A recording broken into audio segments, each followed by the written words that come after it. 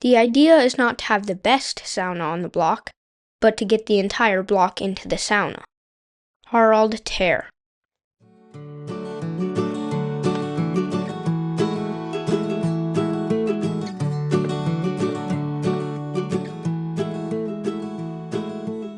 Hi, this is Risto, and welcome back to the Sauna Trail podcast.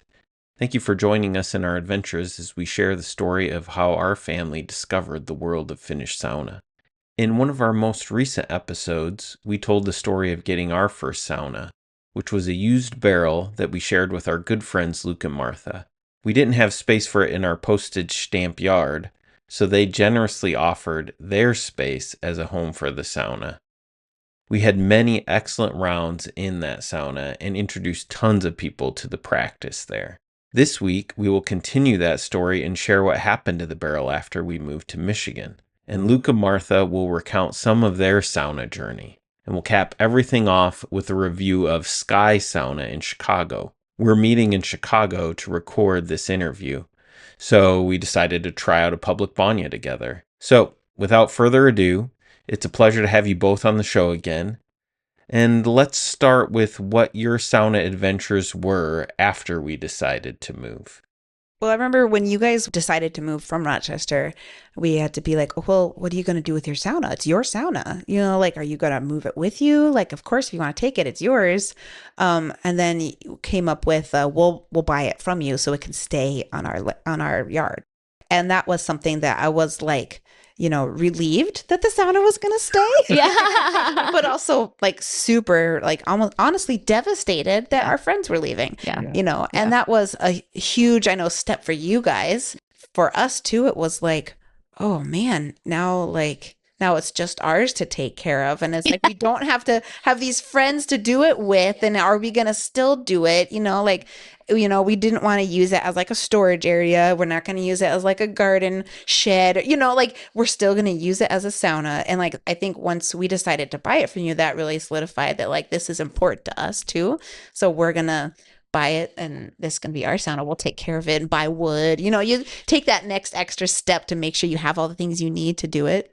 Taking ownership of it, yeah.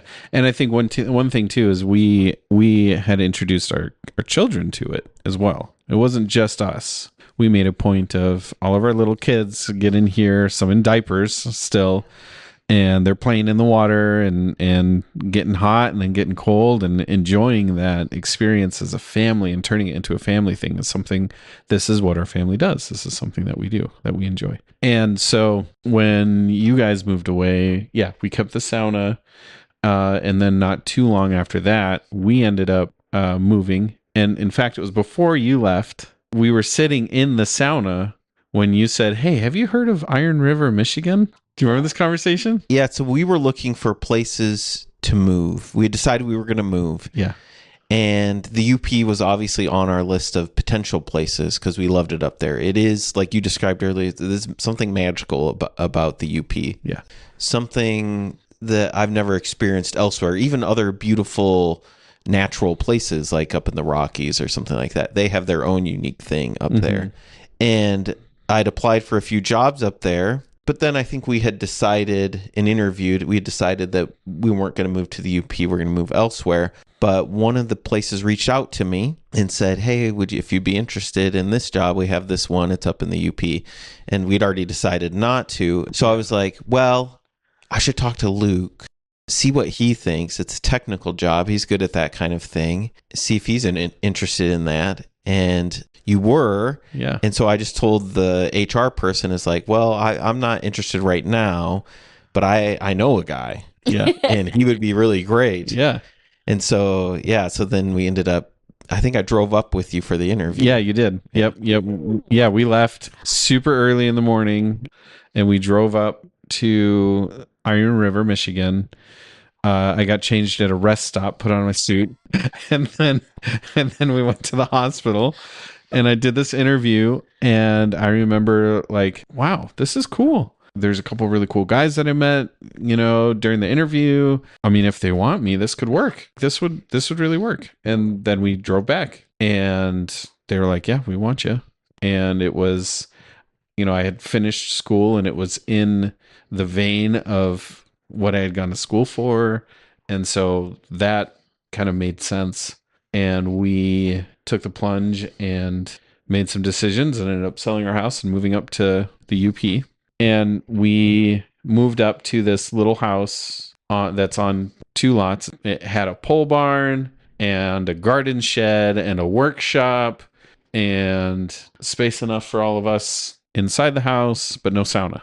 And part of living in the UP is there's actually a sauna culture there where you say, when we lived in Rochester and we'd say, oh, we have a sauna in our backyard, we'd get one of 2 reactions, either like a familiarity, like, okay, I've heard of that, or I've seen it in like a hotel, or you'd get some people that maybe have moved down from northern Minnesota and they'd understand. They'd be like, oh, okay, a sauna, interesting.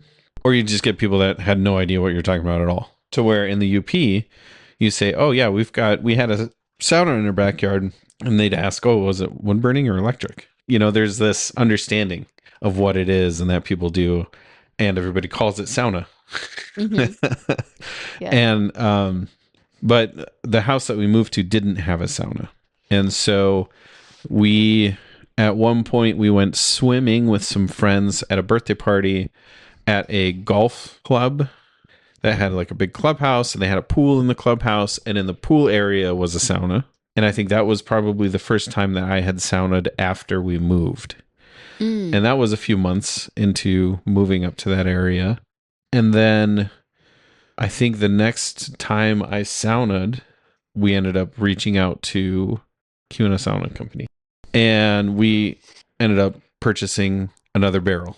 A bigger one. So we took notes and like, okay, the barrel worked. It was good. It's what we know. It was within our price range. I can build stuff if I need to, but I don't like to. And so I didn't want to build a sauna.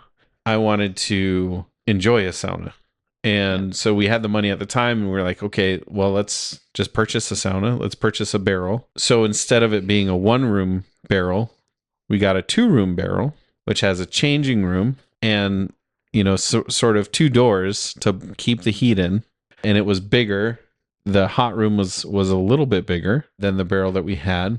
And it has shingle roof, which the red barrel that we had before did not have a roof. And you Rice's, you had purchased a canvas tarp essentially that ended up shrinking and being way smaller. So it was like, you know, using a baby blanket on a grown man, you know, like that's what it was like, to try and keep some of the heat in and insulate from the top, you know, because if you just have the barrel, it's just one layer of cedar slats, and then everything, you know, there's cracks and there's gaps, and so the air is going to escape. And so if you have some sort of barrier there, it's going to keep it in and keep it better. So we ended up getting this barrel, having it delivered, and it was pretty funny. It came, the guy who owns the company, Red, and his wife came, and they delivered it with a bottle of wine, and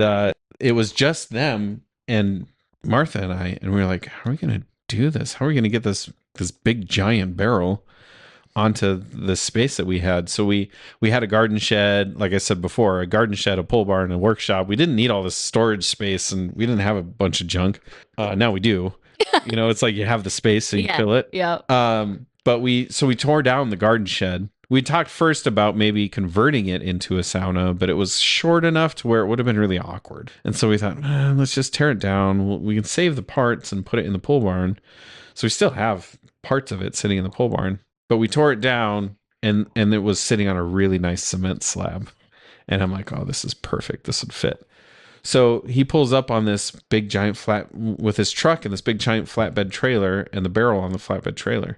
And he gets 2 PVC pipes and literally rolls it off. And it was the 4 of us. We rolled it off onto the slab, and it was like smooth as butter.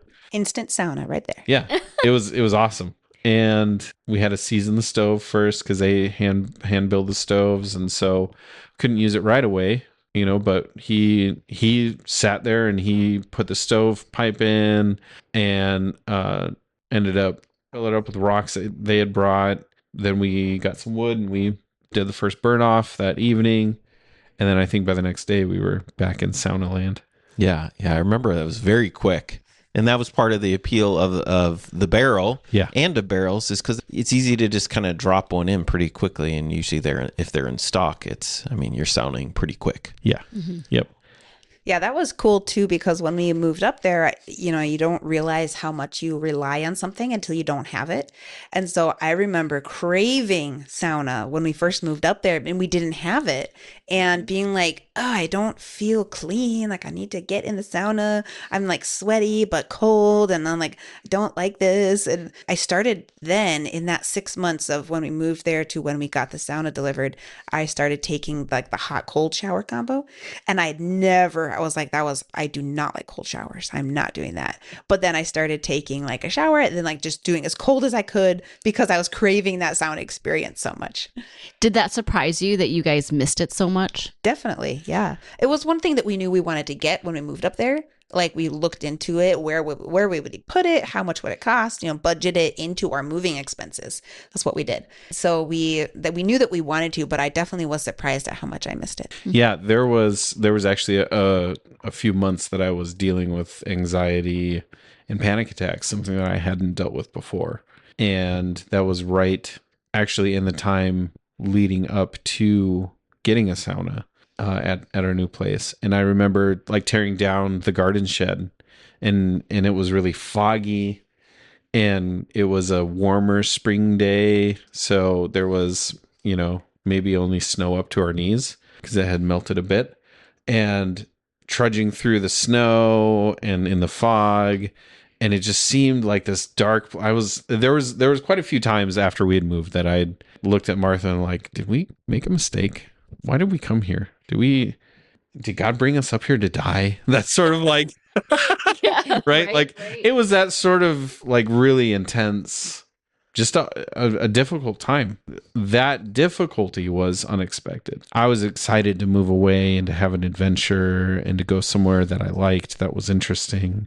But I think moving away from the familiarity, moving up to the UP, you're going from our area in Minnesota there was a lot of conveniences. Everything was close. Everything was easy, to a place where that's not necessarily the case. You have to drive an hour to get to the nearest Walmart. There's a whole survival mindset of the culture up there and the people that live up there.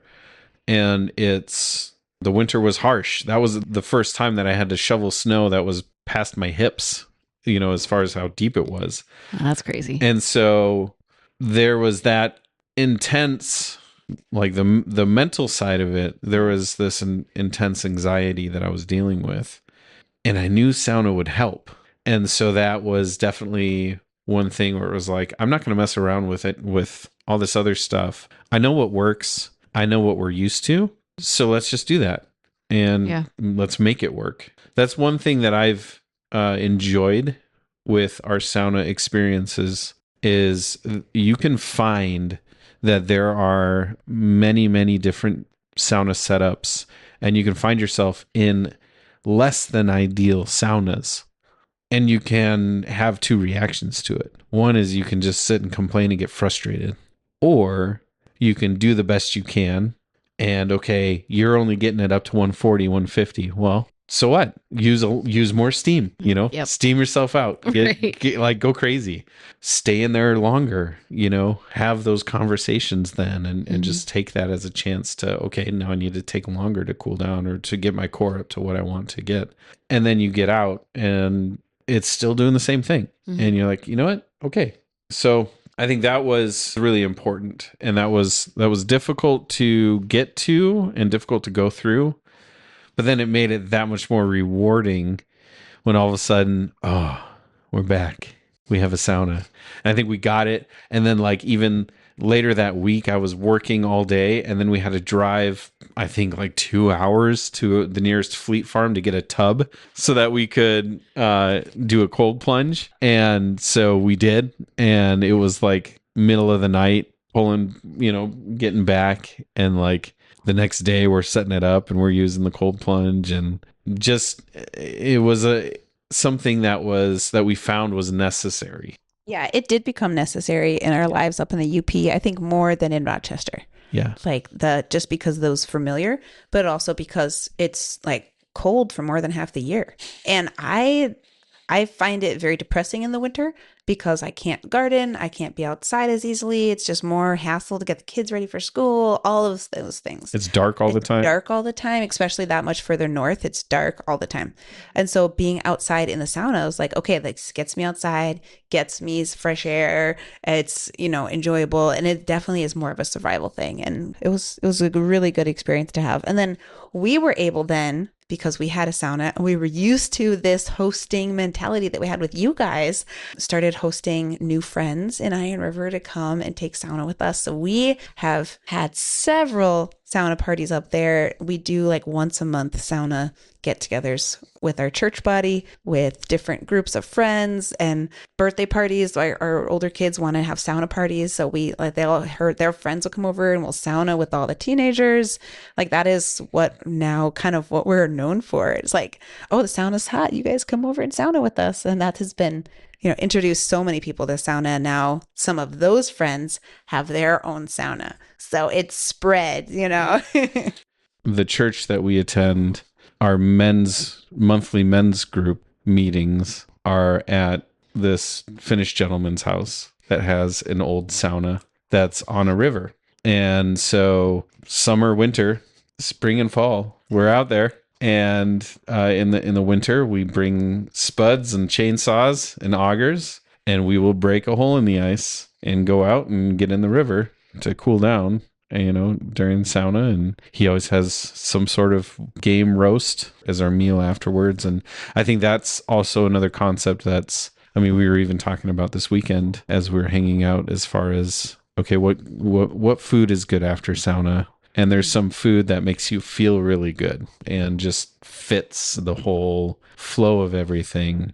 And Ray's way of doing it is there's a roast going. So you take sauna and then you go enjoy a roast and you just hang out and talk. And it's usually venison roast. We've had beaver. We've had all sorts of different foods. His wife makes an incredible apple Betsy, just like a apple pie with crumble on top. That's usually in the mix, which is pretty good.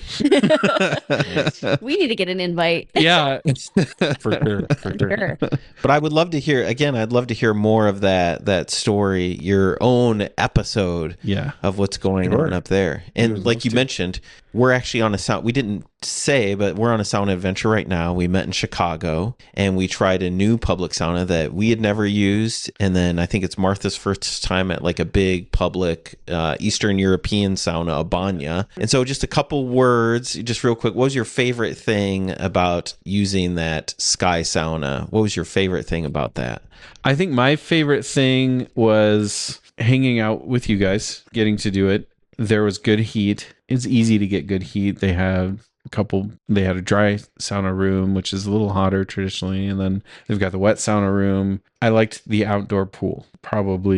It's January and we were outside swimming after sauna in Chicago. That's pretty cool. That's a pretty cool setup. Yeah. And the food was fantastic. I thought it was a super great experience. It was relaxing. It was fun.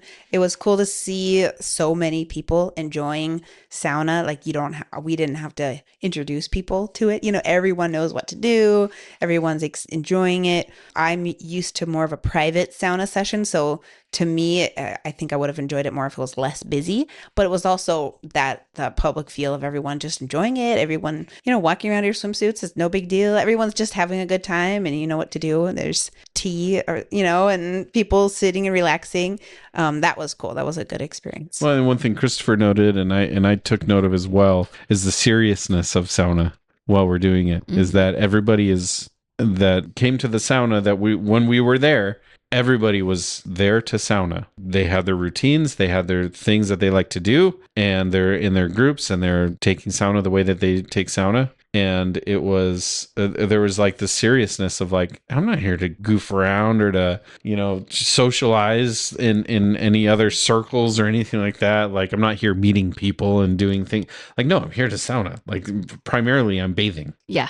Let me bathe. And you're bathing. So like, it's just this whole atmosphere of this is what we're doing. This is what you're expected to do. And so it wasn't uncomfortable. It was like, oh, because this is how I sauna. I'm going in, I'm going to clean myself, I'm going to get as hot as I can. I don't care what you're doing. I'm probably not going to have a conversation with you when I'm getting super hot. Like and then getting in the cold and I'm just trying to shock my body and get through that and enjoy that and then get out and then have conversations with some friends. And that's what everybody was doing. And that was nice. Yeah, it's very practical, very deep. You can feel the depth of the culture. It's not like a spa experience, but it's better than any spa experience. It's like the best spa experience you could have. Right. There's not very many people just sitting kind of zenned out, chilling. They're really taking in the heat and using the branches, the Venix, and people standing right next to the stove or waving the air around. It's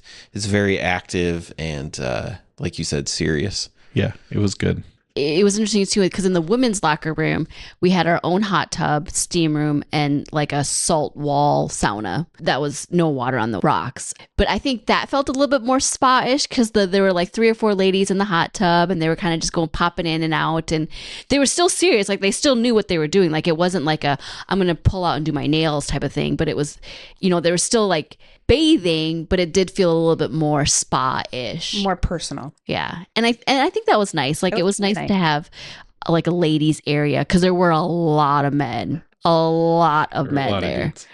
Well, thank you for being our friends.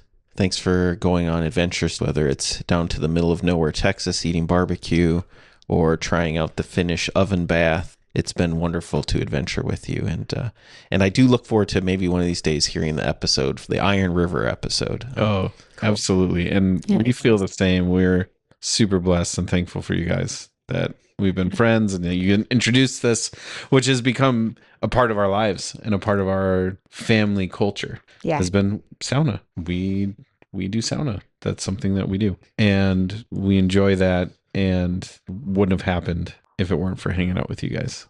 You have a lot to thank us for. Yeah, we do. we appreciate you guys. Well, thanks for letting us put a sauna in your backyard. Yeah, and just one last thing. Sorry, we probably missed 100 stories, this is one of my favorite stories. I think, were we getting back from a sauna adventure one time, and in front of our garage we saw...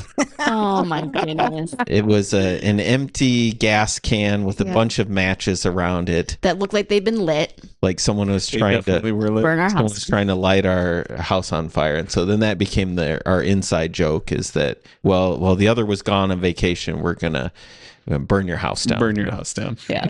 Yep. Only true friends would threaten burning houses down and leave evidence. And make it look like it actually tried to happen. As long as you don't burn the sauna down, we're fine. Yeah, house okay, but sauna, don't touch my sauna. That's how mortal enemies are made. Yeah. All right. Well, we love you guys, so thanks for being here and taking time to be here with us. And thank you to our listeners for joining us today. We apologize that our episodes have been less frequent, but we have several more planned. There are a few saunas we visited that we'll make trail reports for, and we also visited a hot spring, so we'll probably talk about that. We have some sauna stories of adventures on the East Coast, and then we'll also have an episode that tells what we did for sauna after we moved away from our hometown. So stay tuned for those episodes. And remember, our podcast can be found on Spotify and iTunes and YouTube and other streaming platforms, as well as on our website, thesaunatrail.com. New episodes release on Saturdays, which is the traditional Finnish day for sauna, also called Sauna Päivä. We hope to see you again in a few weeks on the Sauna Trail.